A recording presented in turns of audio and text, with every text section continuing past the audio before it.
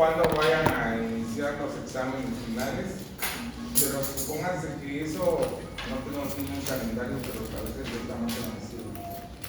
Hoy estamos 28, tenemos la clase de hoy y la clase del miércoles, ¿verdad? Es jueves. Y luego tendríamos, el miércoles es 31. Y luego tenemos las del día 4, la del día 6. 5 clases. Porque calculo que más o menos el 13 van a empezar los exámenes. ¿Se oye de mí? ¿Qué poner? Entonces les decía que lo que veamos a partir de hoy, desde hoy hasta lo que podamos abarcar, una fecha antes de que se día señalado. No sé, porque cuando inicien los exámenes parciales, de modo ya no voy a seguir dando clases. Pues ya sé que todos están en interés de evacuar sus últimos exámenes. Así que hasta una fecha antes de que empiece el periodo de exámenes finales, lo que lleguemos hasta ahí. Probablemente veamos esto que empezamos hoy con los bienes y los derechos reales. Luego probablemente o seguramente lo relativo a la propiedad, que es también parte de los derechos reales, pero es un poquito más interesante darle a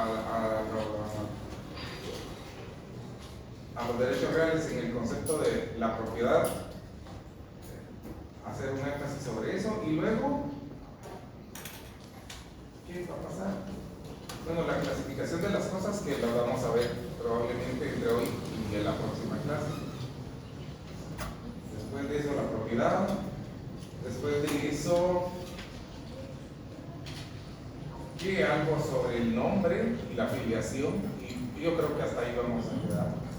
Vamos a ver si a qué nos da tiempo, porque ya vieron que hasta ahora, en el segundo examen parcial, de lo que se trató la clase fue de examinar las instituciones del derecho procesal, de lo privado. Y ahora, como el Estatuto Procesal Romano contenía tanto instituciones del derecho procesal, que fueron las que ya notamos, como instituciones sustantivas, esas son las que vamos a empezar. Pero como el concepto de propiedad era parte del patrimonio, y el patrimonio era un presupuesto que estaba íntimamente ligado al concepto de persona, entonces por eso es que antes de ver la propiedad, la lógica nos dicta que nos enfoquemos en qué son los bienes. Y aquí está la explicación de lo que les quiero transmitir esta noche. Vamos a ver si tomar fotos nos deja esto ver. Aquí está. Precisamente esa es lo que les decía, que aquí vamos a ver los tipos de cosas. Los objetos son todo lo que está en la naturaleza, todo lo que es parte también de la industria humana. Todos sabemos que son objetos, que son cosas. Este edificio podría decirse que es una cosa, los vehículos son otras cosas, los muebles son cosas, pero lo que sucede es que todas estos objetos, estas simplemente cosas, por denominarlas así, pasan a tener una significación superior cuando de cosa se remite al concepto más especializado, que sería el de bienes. Pero ¿cómo sucede eso? Porque, como vamos a ver en la siguiente diapositiva, las cosas y los objetos son cosas, pero en tanto exista apropiación personal, entonces van a dejar de tener esa denominación de una simple cosa y pasarían a tener ya la calidad de esas cosas de bienes. Ya no serían cosas, bueno, en esencia siguen siendo, ¿no? Pero jurídicamente ya se entiende que es un bien. Lo vamos a ver aquí, ¿verdad? Empezamos entonces a ver esta situación que en principio lo que te estaba explicando, todas las cosas que existen en la naturaleza y las que son producto de la industria humana, pues son, miren, yo así como está ahí, creo que miro yo, ¿dónde se le da? Quiero ver si se mira más claro. Pues yo ahí, yo, como de todas maneras veo borroso, pero sí veo, yo creo que ustedes de la bien ahí. Entonces, todos son, las cosas dejan de ser cosas en tanto son objeto de apropiación personal, porque ya adquieren la categoría se llama bienes, porque ya le pertenecen a alguien, ya no son simplemente cosas, ya decimos es un bien, ¿verdad? Ahí está. Entonces ya ven que todo lo que existe en la naturaleza, todo lo que produce el hombre, no se puede uno hacer objeto de apropiación. Habrá que tener una condición específica o suficiente dinero para poder adquirir cualquier cuestión, porque en realidad todo lo que está en la naturaleza y lo que produce el hombre, yo lo puedo tener para mí si tengo suficientes recursos, excepto algunas situaciones que vamos a ver. Pero es importante que nos fijemos que las cosas, lo repito por tercera vez, en tanto son objeto de pertenencia de alguien, ya adquieren la categoría de bien. Eso es importante. Entonces, te decía que si no tuviera suficiente pasta, pues podría comprar cualquier cosa del mundo, pero no necesariamente, porque hay sus excepciones. Hay cosas que no pueden ser objeto de apropiación. Fíjate, hay unas cuestiones que quedaron excluidas de esa posibilidad de que yo, aunque sea el dueño de todo el dinero del mundo, no las puedo comprar, no las puedo adquirir, no pueden ser mías en lo particular. Por eso, eso ya lo distinguió el derecho romano con muy buen juicio, y como buenos referentes del derecho romano, nosotros tenemos en nuestra legislación civil esas mismas referencias, solo que de otra manera.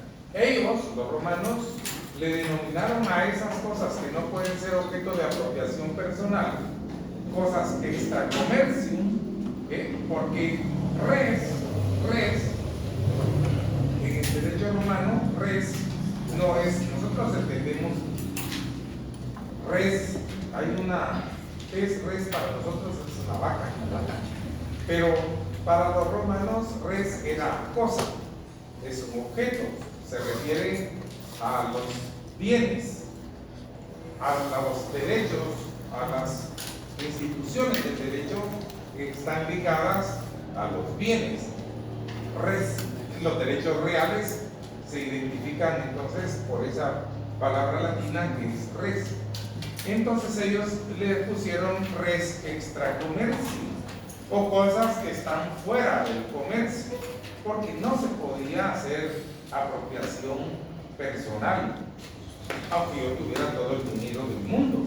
¿Cuáles iban a ser esas cosas que son res extracomercio o que yo no puedo adquirir a título personal, aunque quiera? En principio, las cosas que el derecho romano clasificó que le pertenecen a todos, a todas las personas, como por ejemplo el aire que respiramos o el mar. Nadie puede hacer apropiación personal en eso, aunque quisiera, no se puede, pues está fuera del comercio. Y con buen juicio, así lo plasmaron ellos, pues le pertenecen a todas las personas, muy bien. Ojalá nunca descubran el ser humano con todas sus cosas la manera de privar del aire a las personas, ¿verdad? Pero ahí está. O si las moscas ya quedó regulado que no se puede. ¿Qué otra cosa? Las que se considera que pertenecen a los dioses, porque el derecho romano, acordate tú que aquí estamos nosotros en una clasificación del derecho romano. Y entonces ellos tenían en su seno, eran también politeístas, es decir, los romanos tenían un montón de dioses, especialmente Júpiter y otras deidades a las que dedicaban templos y sacrificios y demás, pero la verdad es que sí eran religiosos. Y entonces las cuestiones, los objetos que pertenecieran a su desarrollo religioso, pues no se podía hacer apropiación. Por ejemplo, los templos, las imágenes, las ofrendas. Esas, como eran propias de los dioses, pues no se podían hacer apropiación personal. Y ahí estaba entonces con buen juicio ahora las ofrendas, y se verá que eso no, aunque esté regulado, siempre hay alguien que se las queda, pero así va. Otra, ya desde aquellos tiempos, también con buen juicio se estimó que no podía ser objeto de comercio, no se podía comerciar con el agua, en el sentido de que el líquido vital ese, como estaba en fuentes, en ríos, en lagos, lo que fuera, nadie se los podía apropiar. Nadie podía reclamar su pertenencia a la pertenencia de una fuente, aunque estuviera en su terreno, porque el agua que nacía de ahí viene de otro lado, y entonces el agua, el nacimiento en su terreno, en su heredad, no era de él, el agua. Entonces no podía privar a los demás, tampoco desviar ríos o encauzarlos para beneficio propio, no se podía. Es que no se puede. Aquí en Guatemala hace falta una ley de aguas. Está desde hace más de 30 años parada esa ley, pero no se puede. En la costa sur desvían ríos para irrigar, para hacer riego de plantaciones de caña de azúcar, para esto y lo otro, pero es ilegal. Yo tengo un caso allá en Chiapas donde unas personas donaron un terreno para que en ese terreno buscaran agua potable. Entonces se hicieron la excavación y se encontraron el agua. Y como el dueño se murió y no dejó papel, vino el hijo y se apropió de la propiedad y privó el agua. El agua. Interesante. Pero habría que hacer de beneficio propio, porque hay una. Si esa fuente es una explotación particular o se perjudica a los demás, pues no. Está pendiente esa ley de aguas. Fíjate que también existen los casos del río Cabo, que lo desviaron, lo metieron para meterlo para beneficio de ciertas fincas. Y eso, pues como hace falta la ley de aguas y aquí el Estado es tan débil, porque se hace loco, porque no puedo, porque no quiero. Pero eso no se debería de hacer. El Código Civil todavía contempla esto mismo, que sobre el agua no se puede reclamar propiedad personal, no se podrían desviar esas fuentes. Hay unas instituciones, yo no me recuerdo cómo se llama una institución que trata de verificar eso, pero a través de la Procuraduría de los Derechos Humanos y otras instituciones se han atendido denuncias del desvío de ríos en la costa sur, en Santa Rosa, para regar plantaciones de caña de azúcar de esas y de tantos otros lugares. Mira, hace falta una ley de aguas, pero no solamente en el sentido de atender la privatización o no de esas fuentes de agua, pero también para protegerlas, porque ya ves que nosotros tenemos ahí el caso de ese doloroso del lago de Amatitlán, que es el más ilustrativo, pero hay otras lagunas que se han secado, que las han contaminado y demás, porque no hay, lamentablemente, o no hay leyes, o las leyes que se hacen en Guatemala solo sirven para que queden ahí, para mientras, porque no operan a veces. Ya ves que lo mismo pasa con el lago de Atitlán. Ese en unos 20 años va a estar igual que el lago de Atitlán. Sí, es una porquería en algunos lugares, porque todas las comunidades que están alrededor de este lago, ¿a dónde crees tú que lanzan sus desechos? ¿Qué más? Yo tengo una duda.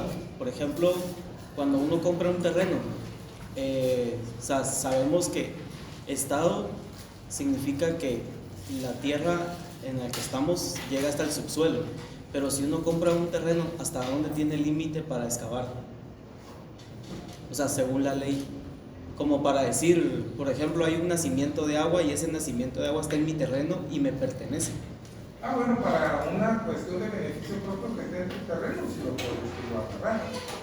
Porque de eso hay pozos, hay lugares que tienen pozos propios. Incluso, ya ves tú que ahora un inmobiliario que hay en zonas como aquí en la ciudad capital, todos esos edificios, yo veo con mucha preocupación ahí en la zona 11, por el Mariscal, hay unos 8 o 10 edificios, ¿no?, de muchas plantas por haber que entrando.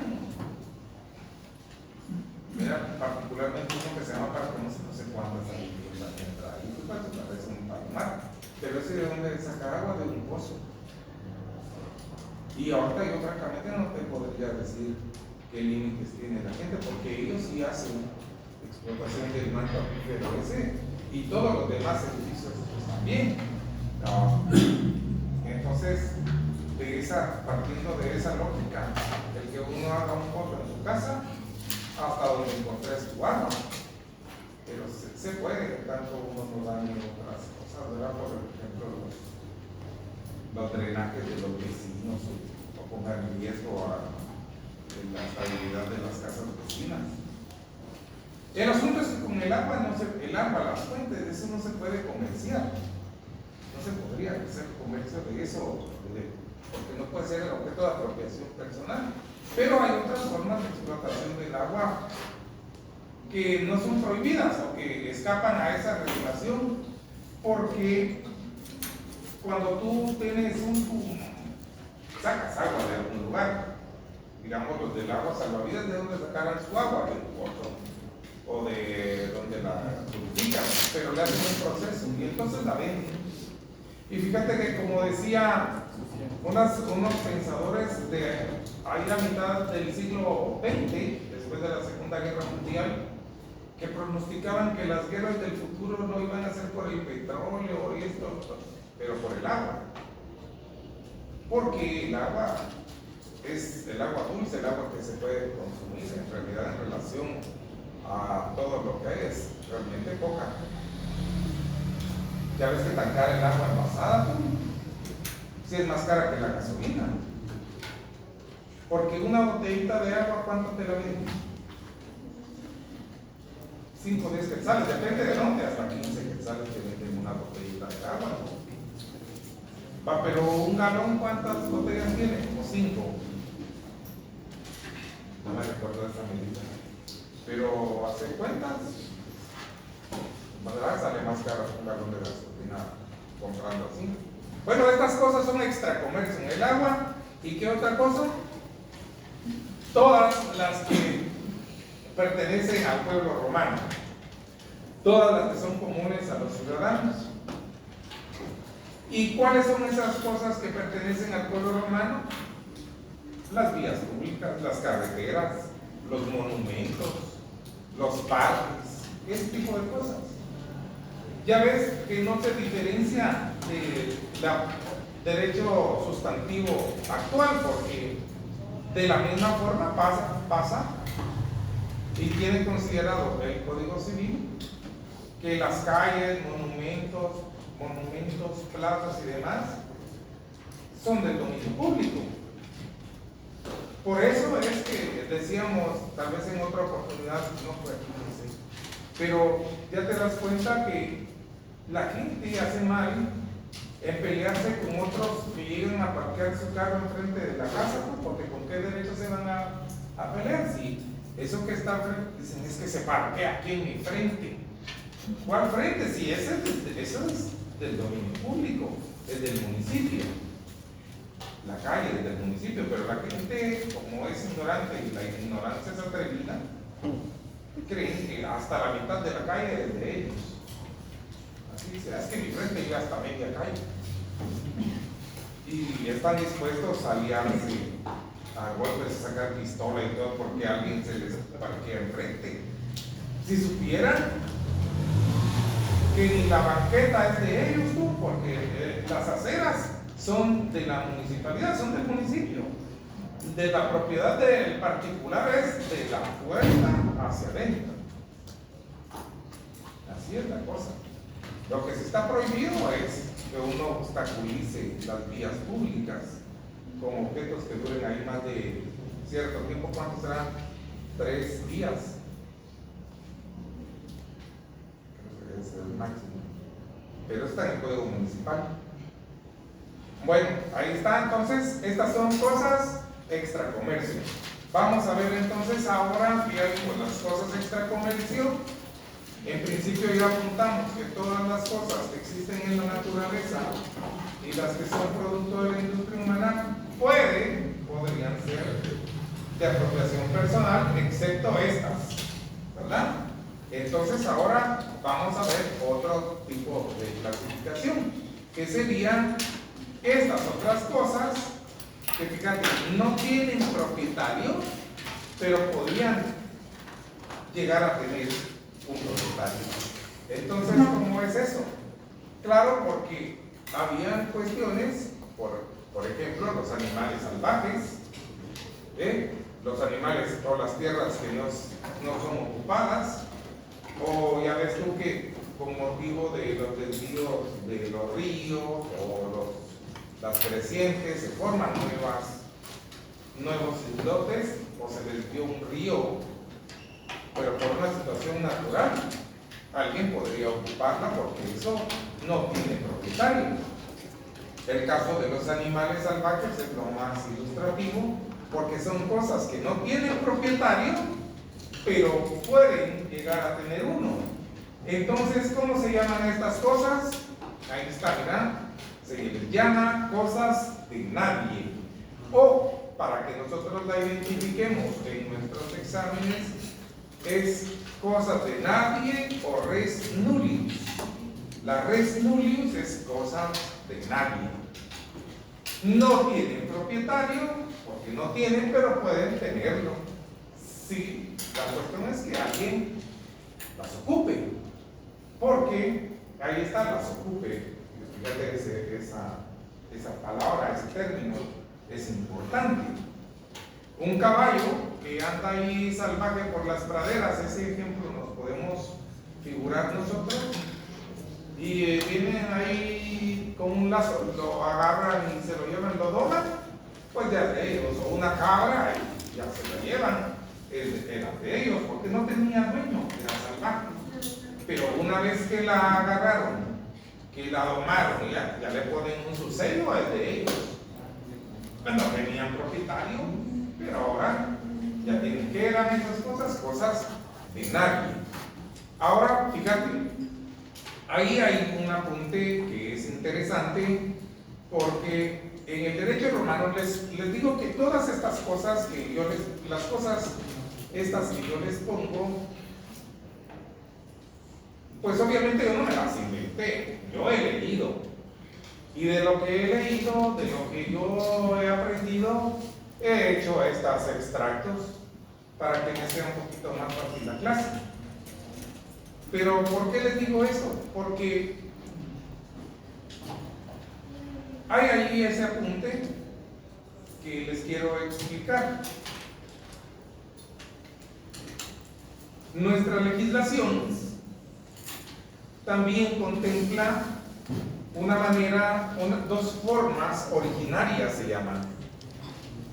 Vamos a verlo en el concepto de propiedad, porque aquí estamos viendo que había una cosa que no tenía propietario, pero ahora puede llegar a tenerlo, así que si uno la toma, pero no podemos decir la toma, jurídicamente debe haber un procedimiento, debe existir una institución, pues la institución por medio de la cual esas cosas de nadie pueden llegar a ser ahora mías, la institución legal, porque digamos la actitud, el hecho físico, el hecho concreto, es que yo alacé al caballo y me lo llevé, andaba por ahí, pues eso es el medio por el cual yo me lo llevé físicamente a mi casa, pero ¿cómo hago para que sea mío? La ley entonces estableció formas de adquirir la propiedad, y entonces cuando no han tenido un propietario previamente, como el caso de los animales o las tierras no ocupadas, o una isla que emerge del río, ¿qué hay aquí en común? Que no han tenido propietario, que no tienen propietario en ese momento, ya no tienen, pero pueden tenerlo. Entonces esas cosas van a ser de alguien a través de un modo originario de adquirir la propiedad.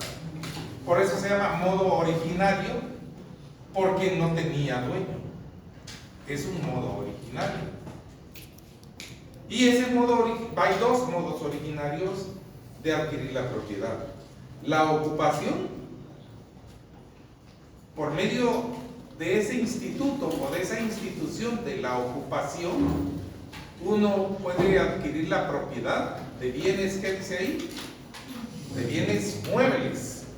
El caso de un caballo es un bien mueble,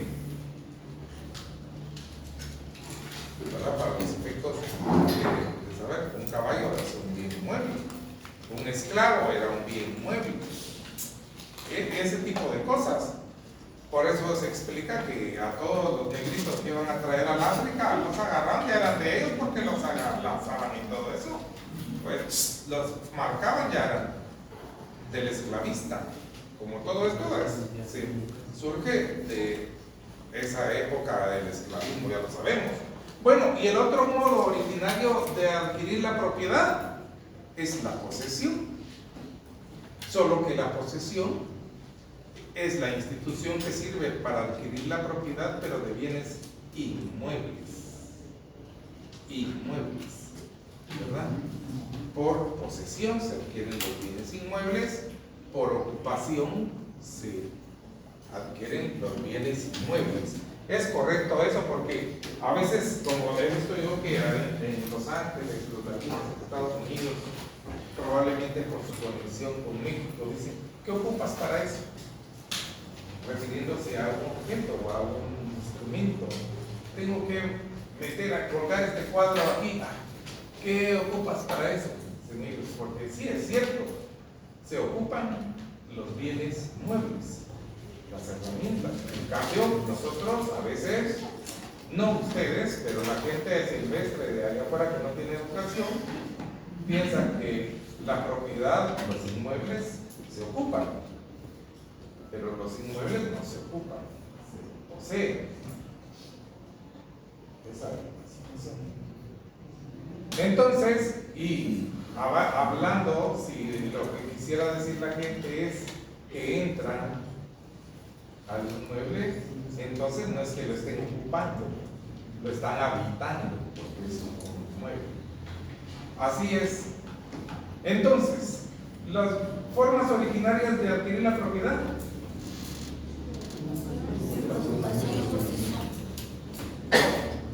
La ocupación y la posesión son formas o modos originarios de adquirir la propiedad. La ocupación para bienes muebles, la posesión para bienes muebles. Bueno, ya vimos estos que se llaman cosas de nadie, pero están ahora estas otras cosas que son diferentes. Porque estas cosas están transitadas. Mire, usted me hace preguntas, pero cuando yo le pregunto a usted no me contesta. Yo me quedé pensando. Y Tenía que pensarme aquí. ahí vamos a ver cómo le fue también, pero eso ya veremos ya. Son diferentes estas otras cosas. Miren, es otra clasificación. Se llaman cosas sin dueño. Aquellas que vimos antes eran cosas de nadie. En cambio, estas cosas sin dueño, fíjate cómo son, transitoriamente no tienen propietario, pero están destinadas a tenerlo. Quiere decir que ya han tenido, pero transitoriamente han quedado sin propietario. El mejor ejemplo, sí es cierto, los bienes de una herencia ejemplifica bien estas cosas sin dueño, porque cuando muere el causante y tenía todos sus bienes, aunque haya dejado testamento, ya haya dicho, la casa se la dejo a mi hijo A, la otra casa se la dejo al B, la finca se la dejo a mi hija C, la otra propiedad, lo que fuera, se la dejo a D, y todo lo dejó escrito en su testamento. Muy bien, ahí está la masa hereditaria, pero ya se murió. Está el testamento, pero las cosas todavía no son de los presuntos herederos. ¿Por qué? Porque tienen que llevar a cabo un proceso sucesorio testamentario, y hasta que el funcionario, el profesional del derecho, bueno, hasta que se dicte el auto declaratorio de herederos y se inscriba, hasta entonces la masa hereditaria va a tener dueño. Mientras tanto no era de ellos, de los presuntos herederos, no era de ellos, tampoco era del causante porque ya se murió. Entonces, para mientras, los bienes transitoriamente están sin propietario, estarán al resguardo de una figura abstracta que se llama la mortual. ¿Han oído ustedes eso? Se instituye la mortual, dice. Es una figura abstracta y debe haber alguien, un representante de la mortual, para los efectos de, si fueran propiedades, por ejemplo, pagar los impuestos, pagar los gastos que generan esas casas y todo aquello. Y el propietario, y ese es nombrado por un juez, pero no es que haya un propietario. Entonces es un buen ejemplo de las cosas sin dueño. Transitoriamente están sin propietario, pero están destinadas a tener un. Y las otras serán, como esto es un ejemplo del derecho romano, las mercancías que echaban al mar para liberar la nave en peligro, o si los iban a asaltar. Digamos, podían esos, como ya ves tú que en ese tiempo ellos podían tener sin GPS y esas cosas, pero sabían con sus aparatos esos en dónde estaban las estrellas y qué sé yo, y decían pues aquí, y tiraban ahí el tesoro para después llegarlo a traer, o lo enterraban en algún lugar y apuntaban y después lo pasaban a traer. Y entonces transitoriamente estaban sin propietario, ahí estaban, pero iban a tener uno. Y es cierto que eso hasta subsiste esa figura, porque no dejan de tener propietario esas cosas, aunque las haya echado ahí alguien. Bueno, no se le puede ubicar, sí, pero hay otras cuestiones. Por ejemplo, esto que te estoy diciendo yo de mercancías echadas al mar o naufragios, porque digamos se hundió un barco y llevaba tesoros y tal. Dice, pues entonces yo encontré el tesoro, es mío. No es así, porque fíjate que se han dado casos, por ejemplo, en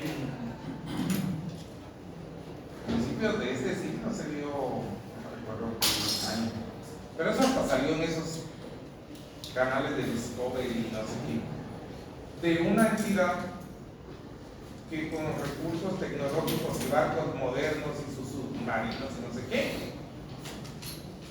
pudieron encontrar el naufragio de un galeón español que se hundió en las costas de la Florida y no sé qué. Y entonces rescataron el tesoro que llevaba, porque llevaba muchos dineros y muchas monedas de oro y tal.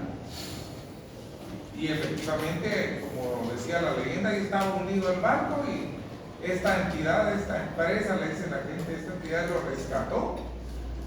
Y pues nos forramos con todo este tesoro, porque eran cargamentos de oro y de joyas y tal, que a su precio eran millones, bastantes millones en dólares. Pero poco les duró la felicidad a los que rescataron el tesoro, porque fíjate tú que el gobierno español dijo, pues el galeón era español, era nuestro, entonces ese dinero era nuestro, y lo reclamaron. En una corte de Nueva York se llevó ese juicio y dictó la corte que se lo debían entregar al gobierno de España el tesoro, deducidas los gastos de recuperación que los habían invertido, ¿verdad? Pero ya ves, porque sí tenía una bandera ese barco. Es un ejemplo de esto. Entonces son cosas sin dueños, son aquellas que transitoriamente están sin propietario, pero pueden llegar a tener uno. ¿Y qué otra cosa nos quedaría? Bueno, aquí ya nos tocaría ver el patrimonio. Como ya vimos, ya vimos las cosas extracomercio. Les voy a dar una vez aquí para que, como miro que toman fotos, está bueno. Ojalá que todos los que estemos aquí estemos clasificados para el final, porque acuérdense que con 31 puntos que se va al final, ¿verdad? Bueno, entonces el patrimonio, ya vimos nosotros aquí que todas las cosas pueden ser objeto de apropiación personal. Todas las que están en la naturaleza, las que son producto de la industria del ingenio humano, tal, muy bien, excepto las cosas extracomercio que ya vimos. ¿Qué otras cosas que ya vimos? Las cosas de nadie, que son las cosas que no tienen propietario, pero pueden llegar a tener, como los animales salvajes, las tierras ocupadas. Luego vimos las cosas sin dueño. ¿Cómo se llaman las cosas sin dueño? ¿Res qué? Res nullius es las cosas de nadie, ¿verdad? Ah, res sin dominio. Res sin dominio. Porque el dominio, en realidad, fíjense que, ¿cómo son las cosas? Porque hasta ahora el derecho de propiedad incluye esa denominación, ese concepto de dominio, porque el dominio es un elemento de la propiedad. Antes, y por supuesto la propiedad está sujeta a otros derechos reales, como pueden ser la servidumbre, las hipotecas, ¿verdad? Pero era muy ilustrativo que los libros, allá en el registro de la propiedad, cuando se hablaba de un folio era como que vieran así, este era el libro, y entonces aquí tiene un lado, y digamos es el folio 3, pues es este, y tiene de un lado el dominio, y de otro lado se apuntaban todos los derechos reales, y el dominio precisamente era en donde se ponía el nombre de quién estaba la propiedad, y los derechos reales, pues todo lo que está anotado en referencia a esa propiedad, las cargas, como les digo, las cargas que soporte el inmueble y las anotaciones de demanda, todas esas cosas se ponen ahí. Bueno, porque el dominio es un elemento. El patrimonio, entonces, ¿qué es lo que pasa? Que todas las personas, eso lo vimos en la primera parte de nuestro curso, dijimos que solo el pater familias, que era el pater familias era por excelencia una persona de pleno derecho. Por eso se llamaba sui juris, porque era de pleno derecho. Solo las personas sui juris podían tener patrimonio. Y entonces aquí ya llegamos a eso. Esto era inseparable del concepto persona. Sui juris era lo que la determinaba, porque ya sabemos que aunque fueran personas, pero si no eran sui juris, no podían tener patrimonio. Ya sabemos que podían ser romanos y todo eso, pero si no eran paterfamilias, no tenían patrimonio todavía, por ellos mismos, porque sui juris eran de derecho propio, porque tenían plena capacidad. El concepto de capacidad entonces quedó ya ahí inmerso, pero lo que pasa es que la persona romana había esta, sui juris, de pleno derecho, y sabemos, les recuerdo que habían otras que eran personas sometidas. ¿Sometidas a qué? Al sui juris, no sometidas porque fueran esclavos, sino que sometidas al pater familias, como la esposa y los hijos menores de 25 años, aunque ya fueran incúberes o mayores, pero la verdad es que si tenían 25 años o menos, entonces estaban dentro del catálogo de las personas alieni juris o personas sometidas. Podían ser romanos, pero no tenían patrimonio propio. Patrimonio propio solo tenía el pater familia, que era con sui juris. Entonces, el patrimonio es una institución del derecho que era propio del padre. La carga del padre literalmente es el patrimonio, pero que se interpreta como el conjunto de bienes que tenía una persona jurídicamente capaz. Ahora, esto es lo que nosotros hemos entendido que es el patrimonio según lo ponen esos escritos del derecho romano. Pero con la evolución de la sociedad, con el paso del tiempo, también se perfeccionaron los institutos, las instituciones del derecho. Y ya ves que esta denominación del patrimonio se complementó con la parte de las cargas, porque jurídicamente el concepto de patrimonio, jurídicamente, es el conjunto de bienes y derechos y de cargas y obligaciones que tiene una persona.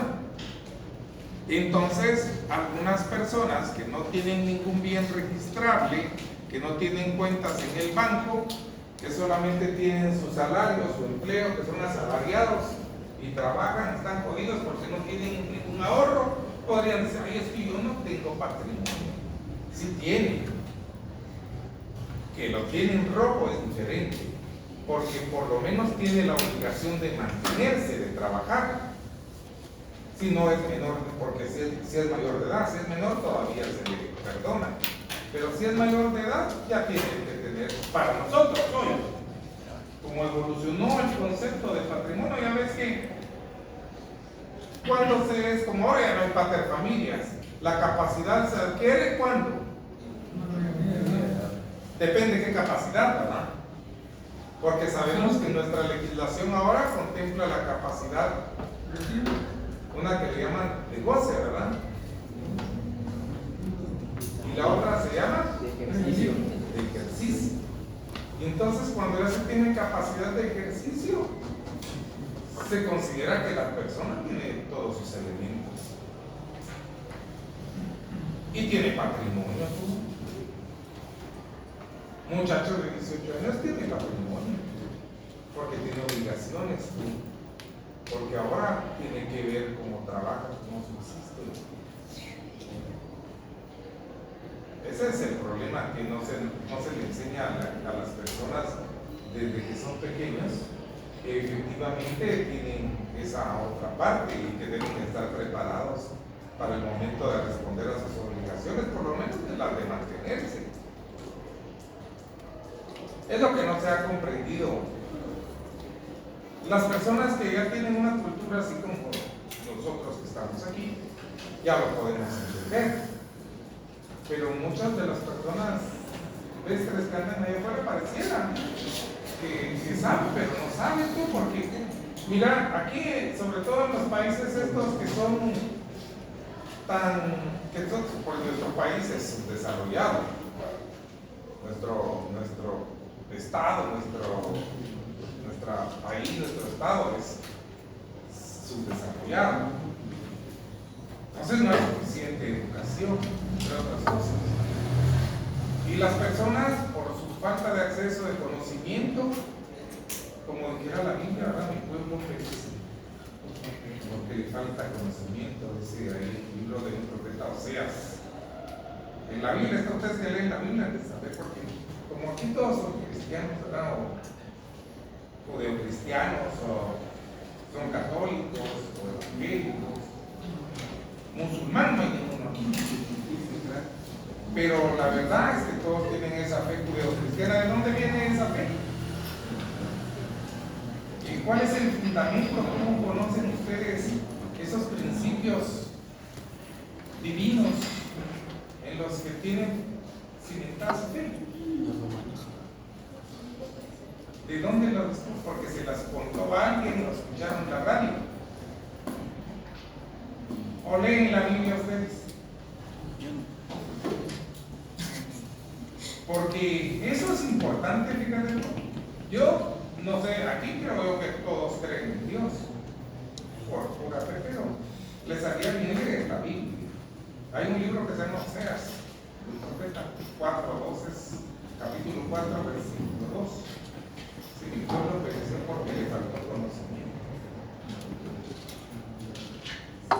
Fíjate tú que la ciencia es importante. Muchas personas vemos nosotros de la realidad de estos países, en los noticieros salen unas viejitas, es que queremos que el gobierno nos dé un pedacito de tierra para vivir, no tenemos nada. El gobierno, el Estado no tiene por qué estar llegando de lugares para vivir a la gente. ¿Quién dijo? El Estado se debe preocupar del bien común. Eso no es regalarle a la gente las cosas. Esas son políticas de esas progresistas que ahora tienen, como se les acabó el discurso de los ricos contra los pobres. Ahora han dado en estar dándole cualquier cosa, ofreciéndole cualquier cosa a la gente para hacerse un voto. Pero todos tienen obligación de trabajar.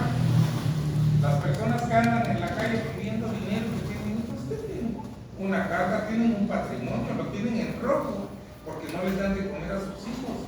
Y o no sé cómo vivirán, pero ¿quiénes les pagan a ellos su existencia?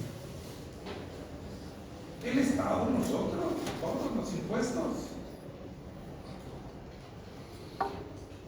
Porque fíjate que, aunque sean los drenajes y todo eso, ¿quién lo sostiene? El Estado con sus impuestos.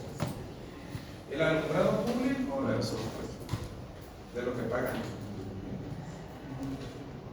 El problema de crearle derechos a la gente y de estar reconociendo nuevos sujetos sociales, que esa es una política que después de que cayó el socialismo, el comunismo, cuando se extinguió después de que cae la Unión Soviética y empiezan a reformarse, se acabaron el discurso de los pobres contra los ricos.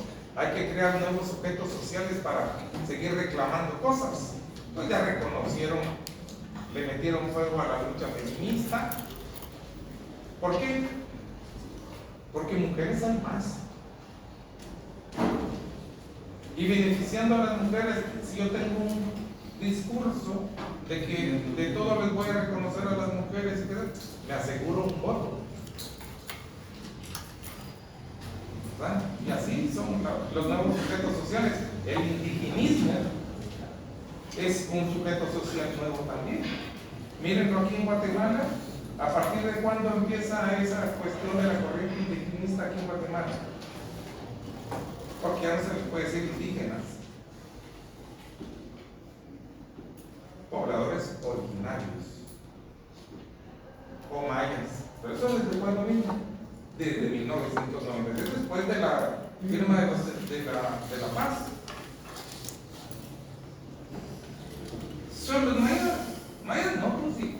Mira, acá se encontraron a los mayas en los Tikal y todo eso cuando lo descubrieron. En 1930 estaban enramadas esas ruinas ahí.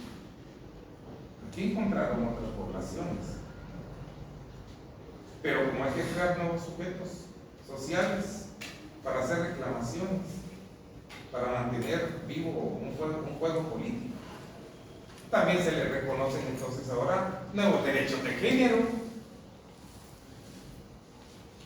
Y ahora resulta que si tú te crees, te identificas como mujer aunque seas hombre, pero te dices, pues está bien. No se te va a criticar por eso. ¿Verdad? muchas otras cosas que han inventado nuevos sujetos sociales. El problema de estarle creando derechos a tanta gente es que alguien tiene que pagar por esos nuevos derechos. ¿Quiénes pagan?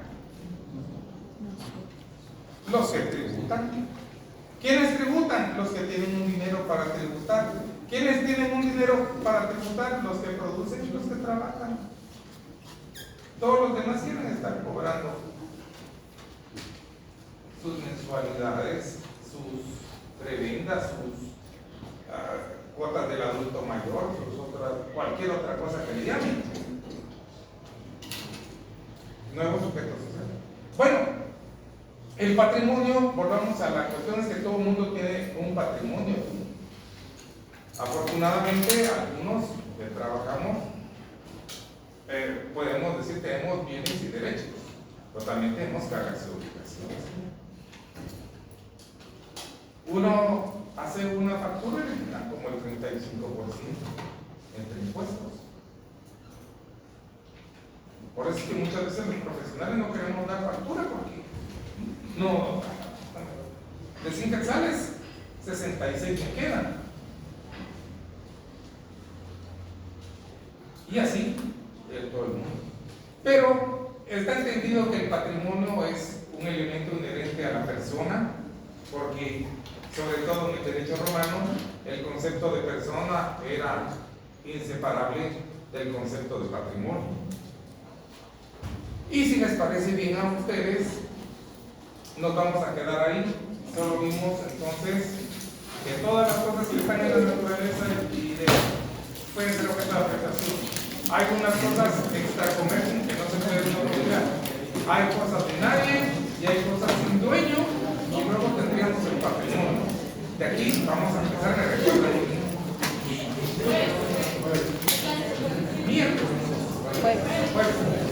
¿Por qué no?